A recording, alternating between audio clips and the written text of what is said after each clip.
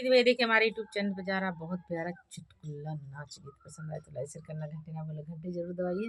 और फुल आवाज में देखिएगा कितने लोग इस पर चिढ़ेंगे। बाल तू गैलू गाई हो सुना हो जेठानी, बाल तू गैलू गाई हो सुना हो जेठानी। ओ खरी तू लिहलू जाता तू लिहलू, ओ खरी तू लिहलू जाता तू लिहलू, मुसरा तू लिहलू चोराई हो सुना हो जेठानी, मुसरा तू लिहलू चोराई हो सुना हो जेठानी, भोले तू गैलू गाई हो सुना हो जेठानी, भोले तू गैलू गाई हो सुना हो जेठानी। बटुली चोरा बटुली होली हलू बटुलयल गवालू, बटुलियल गवालू बटुलयल गवालू, करहिया तू लेलू चोराई हो सुना हो जेठानी, बोले तू गैलू गाई हो सुना हो जेठानी, भोले तू गैलू गाई हो सुना हो जेठानी,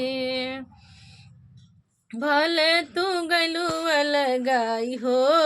सुना हो जेठानी। खेतवा तू बटलू घरवा तू बटलू, दुअरवा तू बटलू घरवा तू बटलू, दुअरवा तू बटलू, खेतवा लियलू ना पाई हो सुना हो जेठानी, खेतवा तू लिहलू न पाई हो सुना हो जेठानी, भोले तू गैलू गाई हो सुना हो जेठानी, भोले तू गैलू गाई हो सुना हो जेठानी। ससुर के छोड़लू सासू के छोड़लू, सासू के छोड़लू ससुर के छोड़लू, देवरा के लिहलू पटाई हो सुना हो जेठानी, देवरा के लिहलू पटाई हो सुना हो जेठानी, झगड़ा तू दिहलू लगाई हो सुना हो जेठानी, झगड़ा तू दिहलू लगाई हो सुना हो जेठानी, भले तू गैलू गाई हो सुना हो जेठानी।